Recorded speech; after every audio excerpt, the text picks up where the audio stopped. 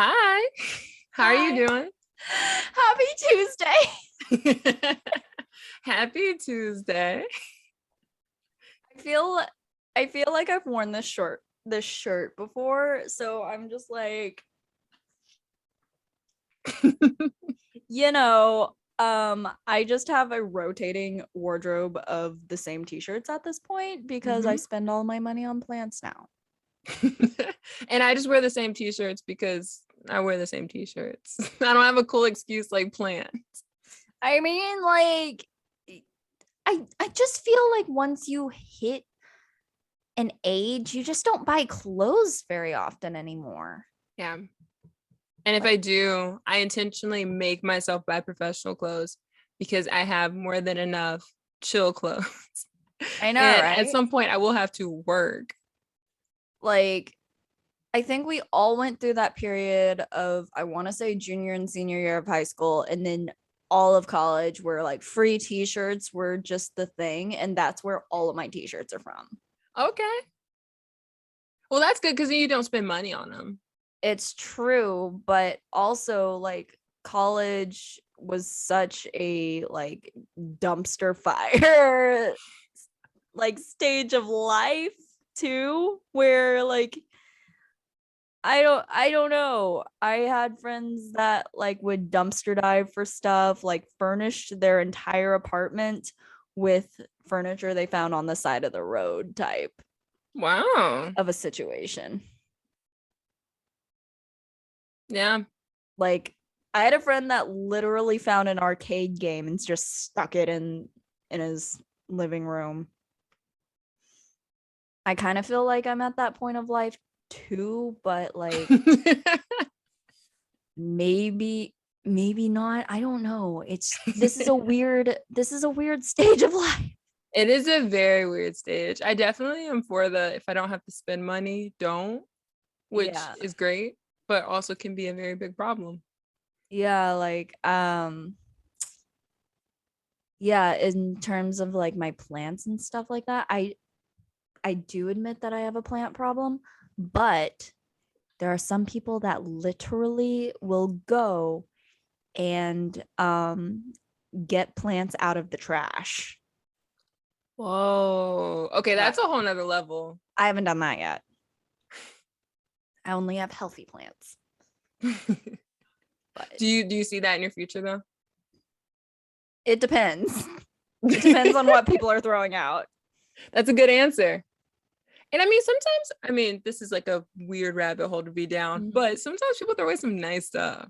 They do. Have you okay, on Instagram, if you follow Curb Alerts Mm. and Stooping NYC, it's literally just accounts of people just throwing stuff out and people going and picking it up off the side of the road.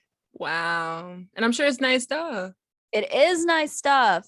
Like Mm. there's one specifically for the Upper East Side where I am. So like I don't know if people know about the Upper East Side out there, but XOXO Gossip Girl, like nice stuff. Yeah, I remember reading an article a while ago about dumpster diving in a specific part of Los Angeles and like really nice neighborhoods, and people would get like super nice stuff. So we can be wasteful. And so if you could repurpose that waste, even though that's like really nice stuff, then that is a major benefit. I know, right? I was it at one point that some cities were making it like illegal to do that, and it was like Mm. another way of punishing homelessness, I think. Wow. No, I didn't hear about that, but yeah, that's what it would be. Sounds like something Texas would do. I feel like it is something Texas would do. I remember this. Okay, I was volunteering at this thing in was I in high school or was I in college? We may never know. But it was a thing called the poverty simulation where like kids from affluent neighborhoods and affluent like areas would go to learn about poverty in Texas. Okay. And so they would be given money, like fake money, and they would have to spend it on rent, rent, and other necessities over the weekend. And there was a point where, like, one time, these were all high school kids. So I saw a bunch of high school kids like starting to go dumpster diving, and one of the retreat leaders was like, "That's illegal in Texas," and I was just like,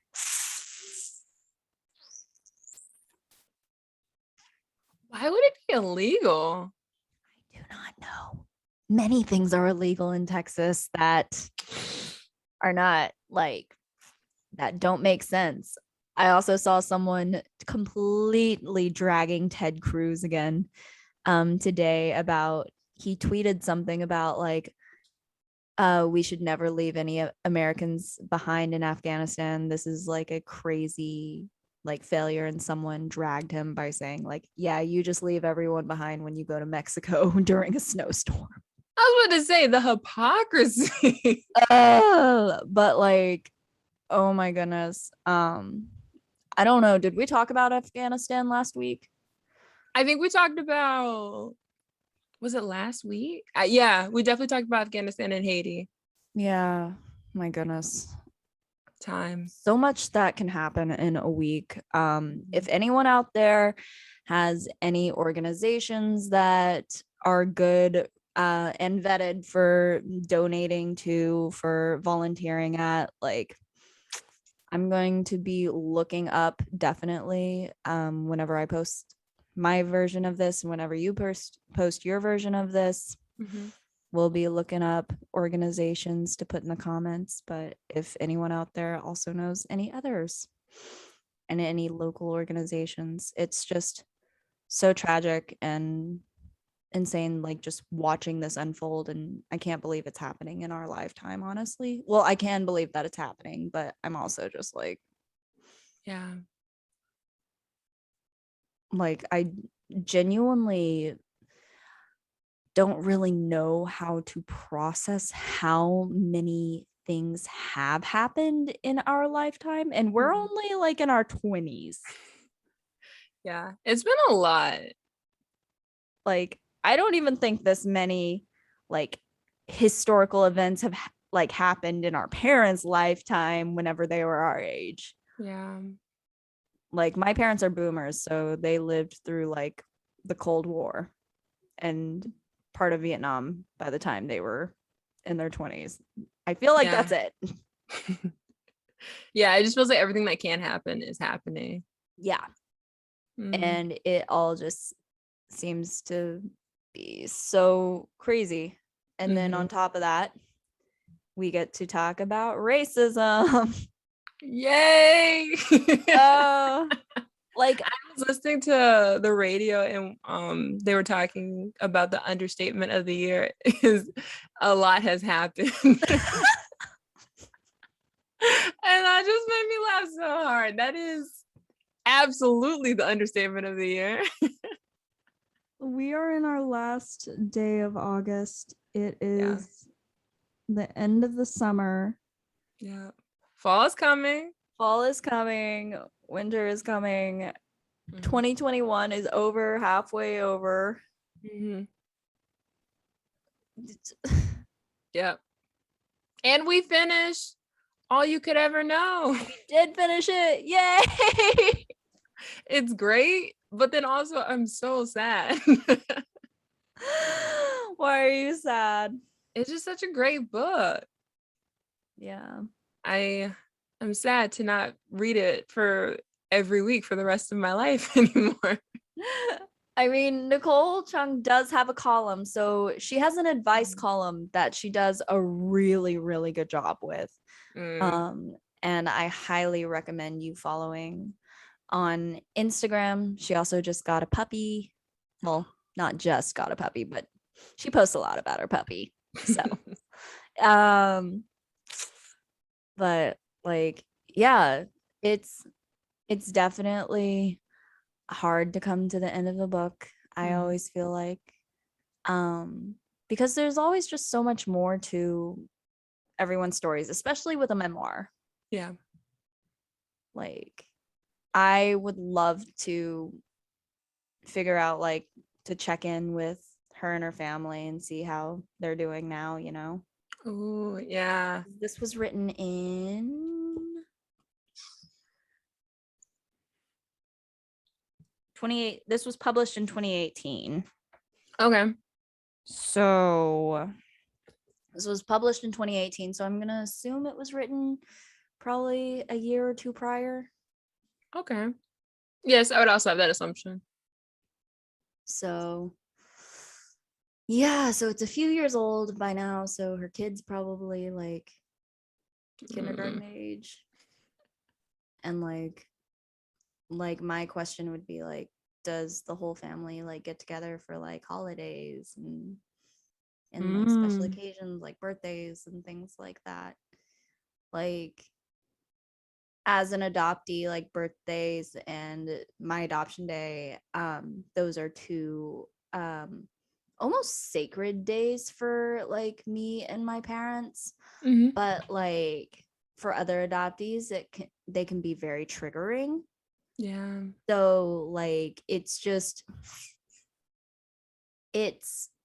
a very kind of touch and go type of a subject. And especially for an adoptee and reunion, I'm very curious as to what the family dynamics are during those days. Yeah. Because she definitely didn't talk about her adoptee day, her Mhm. adoption day. I don't think she talked about her birthday either. Yeah. Yeah, so many adoptees that I know associate their birthday with a very painful like fact reality. Mm. Um well, also just given that I know a lot of adoptees from China who were given up very close to, like, very close after birth. Um so like for example, like my own story, I was told that I was a day old when I was found. So Oh. you can only trust so much of that, but like so like I said, like birthday is kind of a very awkward time.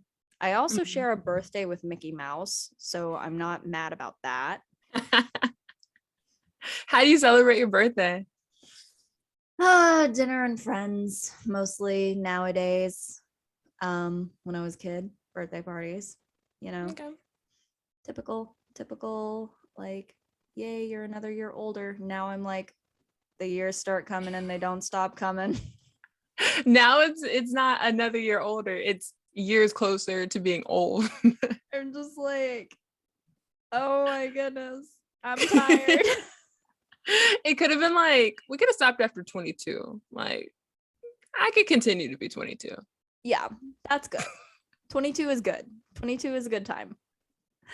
But how do you like the way that Nicole like wraps up the story? How did you think that went for you? I thought it was perfect because she talks about how she starts learning Korean. Mm-hmm. And that's just like the start of a whole nother journey. Yeah. So even though the book has ended, which I think is very symbolic of like this still being a lifelong journey, Mm-hmm. of this reunification and then her being a mom, like the job that she does, it's like the perfect symbol that the story does not end. Yeah. I I absolutely love that. Like I have tried to learn Chinese. I'm not good Mm. at it. I can say like maybe 3 sentences, which I'm not going to demonstrate while we are being recorded because I will offend probably someone out there.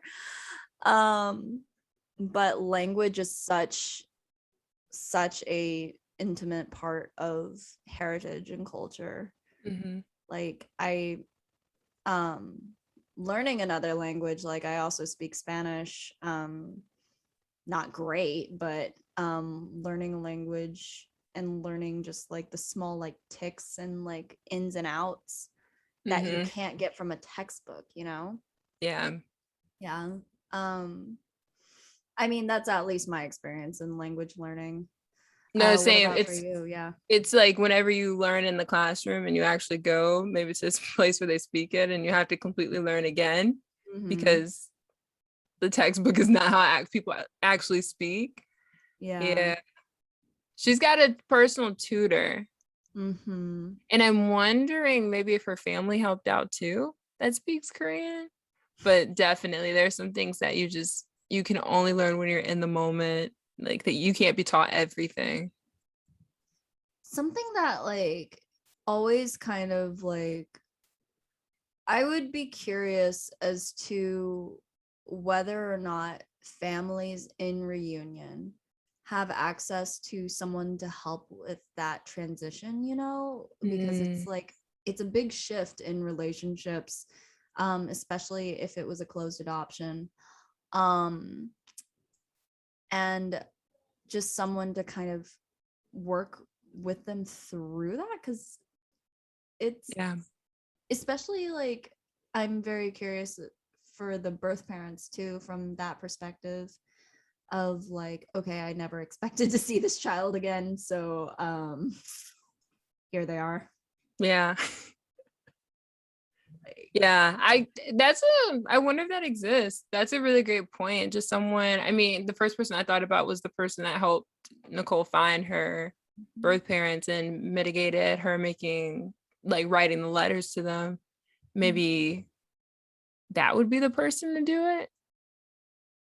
like because I know that there are therapists and counselors that help with the transition from an adoption point of view from the adoptee to the adoptee parent to the adopting parents Okay. but I don't know how many resources and um, that there are out there for adoptees in reunion. The adoptees that I'm friends with that are in reunion, um, I haven't really spoken to them much about like doing any sort of family bonding, family therapy with birth families. Mm. So that is also something I'd be curious to know about like in terms of like a journey. I know that that's like probably asking for way more personal stuff um than can be put in a book, but I'm just very curious about that for sure. Yeah, and I'm wondering if it does exist. I fe- I think Nicole would write about it. Well, at least if they were present in her story, I think. But maybe that's just something she wouldn't write about. Yeah. Wow. I need to read more. I need to read more books that were written by birth mothers too. There have Ooh. definitely been books from that perspective, but the majority of the adoption narrative is written from the point of view from the adoptive parents. Mm-hmm. Um, I don't know why, but also like in terms of like why are certain narratives um valued over other narratives? Why is the Mm-hmm. white narrative more quote unquote valued throughout history? White supremacy.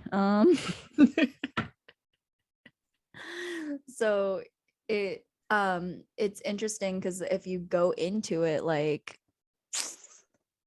who's who are the gatekeepers to these stories Mm-hmm. being more widespread.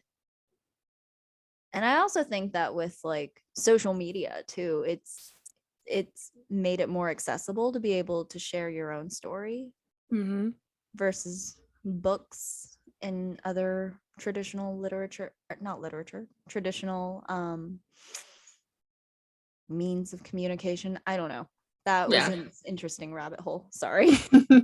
I think I think music communication was a great way to say it.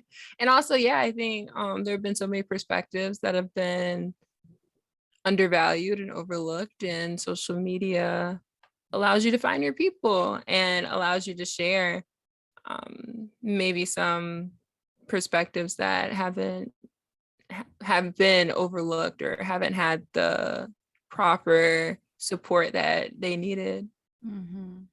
I love it. I mean, I think about like all the YouTubers and podcasts and just Instagram, like influencers, and how everyone has so many followers and so much support, and it just shows there's more than enough for everyone to have what they need in terms of support and an audience. Like there's not that like limited seats at the table mentality that we're taught. Like we can all flourish and not step on each other's toes. I love that you said that, honestly, because like also just being someone that consumes media, a consumer of like social media, and like being able to just, you get to pick and choose who you follow as well. And so like if you Mm-hmm. choose to follow um like creators of color and other minorities, like being able to share a diversity of storytelling and just really get in there, it's so it's so nice to be able to have that access at your fingertips. Mm-hmm. Like something that really surprises me is whenever people have a tendency to follow like people that, what is it called, confirmation bias, Okay. like where they're basically in their own echo chambers of people that just like talk about the same ideas and the same like, yeah, confirmation bias. Yeah. um It's certainly a negative about just social media and all this information we have at our fingertips. Is great because then whatever you want to know, you can know about. But if you're looking for a specific perspective, you want something that you believe to be true, you can absolutely find that too, even if it's not necessarily true. yeah, 100%. Like if I wanted to just all of a sudden believe that every human has 8 kidneys, every single human has 8 kidneys, Mm-hmm. and I just did a deep dive and only found articles that supported my belief that humans have 8 kidneys, I could probably find it out there. I think so. I don't know about you, but like with this vaccine for COVID, confirmation bias is like a huge thing because, I love all my people and I want them to be vaccinated because I want them to live long lives. And I know people who are like strictly anti-vax, and being able to find sources and being able to listen to people that they trust, people who are saying the same things or even like feeding things into their mind about the vaccine. It's been incredibly terrifying and frustrating. It's hard because like we're taught in school that check your sources, Mm-hmm. like always make sure like you can find your resources, but also like I feel like it's getting harder because some fake resources are starting to look really really good. Mm-hmm. um Hashtag fake news. But like also like I just, I don't know how else to put it. Yeah. It's so hard, Mm-hmm. so hard to be able to find vetted resources and feel like no one trusts anyone. Mm-hmm. Um and we just talked about how biased the publishing industry was, so just like Yeah. Yeah. It definitely feels like if you want something to be true, we live in an era where it's true. You find the resources, even if they're not necessarily the most verified or accurate, but it proves your point. So, hey, this is true. And that's so dangerous. it's so crazy. I don't even know where to go with this. Oh my goodness.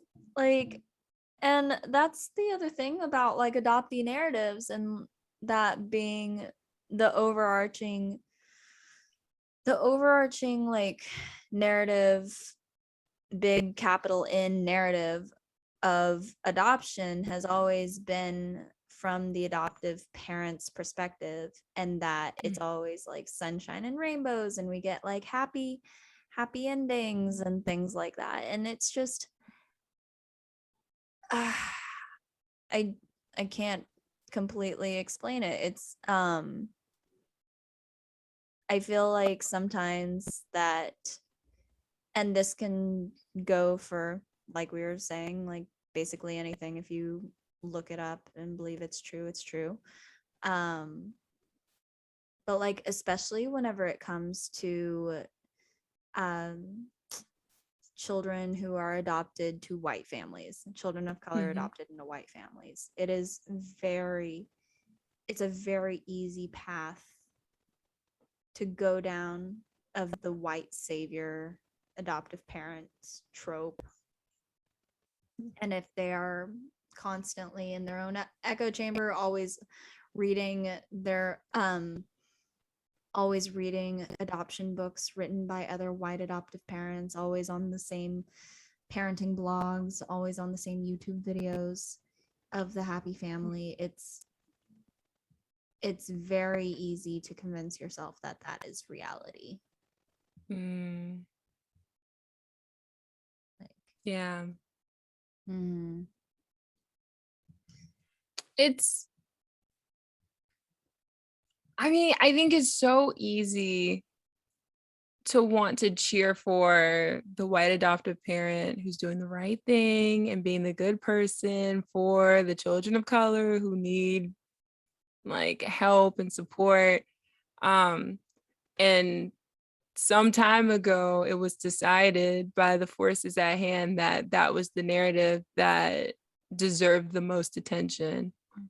And so I'm just glad that's being dispelled. I'm glad we have books like this that, and then just people who are really like speaking their truth and showing a different narrative. Like, hey, it's not like there's more than just the parents involved in adoption. And it's not as simple as it's traditionally been made to seem, because it's so important. Like, I also like, in my experience, have had this I'm like at a loss for words tonight. Mm-hmm. Like, this week has just been so crazy that like my brain isn't functioning right now. Um just this notion that, like, whenever you think of, if I say, oh, they're adopted, do you think of an adult or a child? A child. Yeah. So adoption stories always seem to be, in in my experience at least, about children. And there's this perpetuating narrative that adoptees are always children. But if you look at me, obviously I am not a child. We just talked about being in our 20s and feeling like we're in our 20s.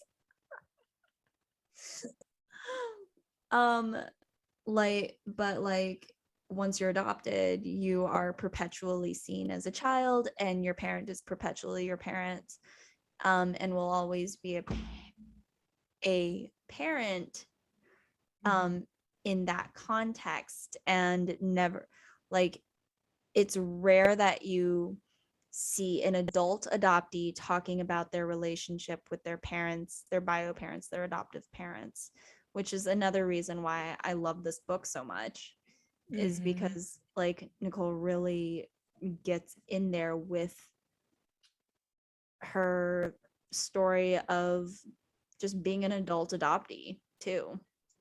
Yeah.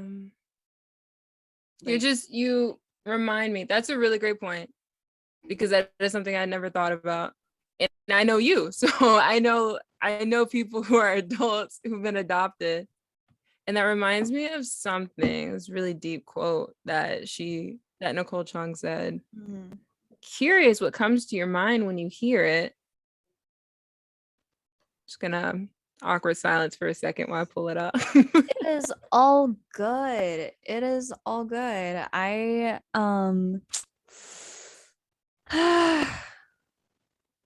am going to scroll through Nicole's Twitter while you are doing that. Just everything that's just been going on. Did you see any interesting tweets?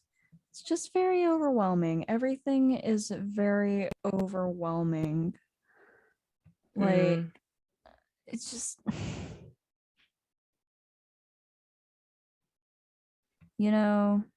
between that, the Hurricane Ida that just happened. Yeah. It's wreaking a good bit of havoc. Just everything that's going on. It just feels so overwhelming.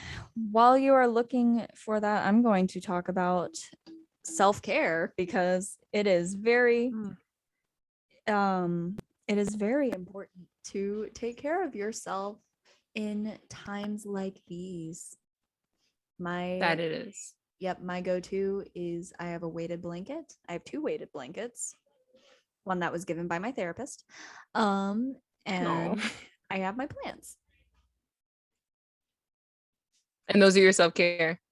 Those are my main self-cares.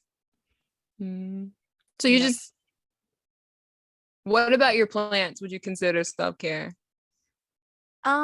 It's just nice to throw on a podcast and to just concentrate on taking care of my plants because I have to look at every single one of them. I had a spider mite infestation a couple of weeks ago that I am still treating them for. So spider mites are like these tiny little like mites that like to eat at brand new baby leaves and will like poke through the leaf. And if you have too many little poking through little holes in the leaf, they eat the chlorophyll and the plants aren't able to photosynthesize as well. And so it could kill the plant. So depending on the age of the plant, just got to make sure that they're all right. So I have to inspect every single leaf. I don't inspect every single leaf, but like I've gotten good at like scanning for these little bugs. Okay. And I treat them with a solution and a neem oil. And so like just really like going through and kind of like nitpicking at it is really meditative for me. It's meditative and it's repetitive, kind of in a way that like knitting also is for me. So it kind of also gets in I would also compare it to like athletes going through like familiar motions with their bodies. You just kind of get into a very similar rhythm where you're like, okay, my body, my brain is connected and they know how to do this and they've done this before, so they just go through it and you just kind of go on autopilot. Okay. I couldn't find the quote, but I appreciate this conversation about self-care. It is okay. What is your self-care go-to self-care? I definitely like about 2 hours in comfy clothes, just watching TV. Maybe it's Rizzoli and Owls because that is my jam. Or maybe it's sports. I love sports. But 2 hours at the end of the day is certainly a must, just like for decompressing. I like that. Oh my goodness. So what was the gist of the quote that you were thinking of? It just had something to do with healing. And I think it was talking about how she didn't realize the healing that she needed to go through until she went through this reunification process and the healing that came through finding her biological family. I think that was the gist. Yeah. That is so interesting because like whenever I think of like my own journey with my search for my bio family, odds are I'm probably not going to find them. That's just reality. And so like I think that for adoptees, healing looks different, especially in terms of whether or not you are able to find your adoptive family if you so choose to, because it's not like finding them was not the thing that healed her. Right. It was the thing that took her to a point of healing, but it wasn't the healing, in my opinion. I don't know, you could have interpreted it a different way, but that's just how I interpreted like her journey through this reunification. And like as an adoptee, like with that reality that I probably won't find my family, like my bio family, healing will obviously look very different for me. Yeah. So I don't know, that's a cool quote though. That's what I do appreciate about like having her perspective and then having your perspective. And then one of the ladies who was on that last episode of the first season of Ibram Kendi's podcast, she said that before she starts every interview, I forgot what book she wrote, but before every interview she talks about like how this is just my experience. I can't speak for every single person who might have a similar story, but this is just my experience. I love that. I mean, I think there can never be enough perspectives. Exactly. And everyone's perspective is just so unique. If you just make the space, if we just make the space for hearing it. But yeah. Wow, good stuff. I think that was a good way to end this book. For sure. A great book. Yeah, I'm excited. I'm actually gonna go buy it right now. I'm gonna look at hard conversations with a black man, right?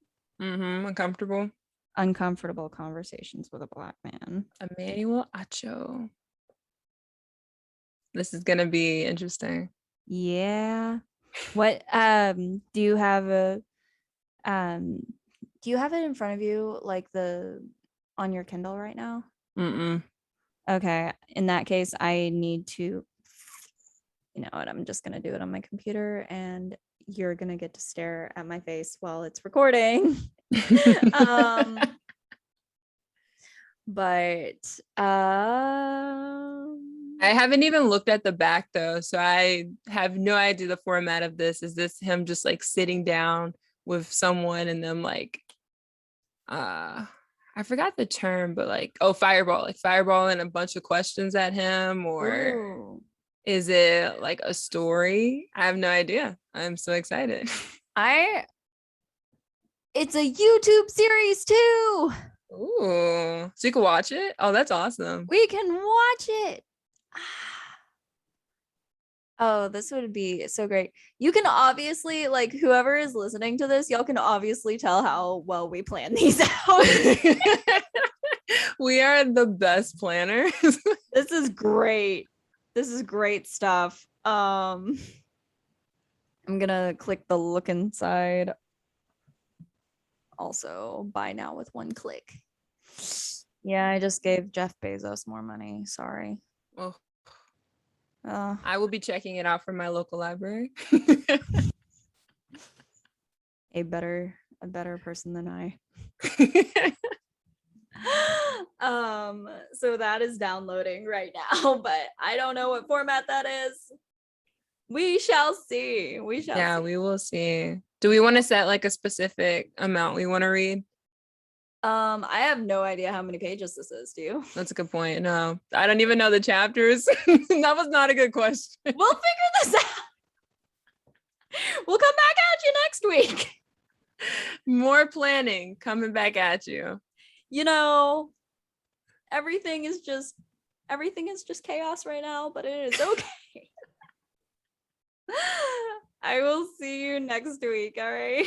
All right. Thank you. Thank you. Bye.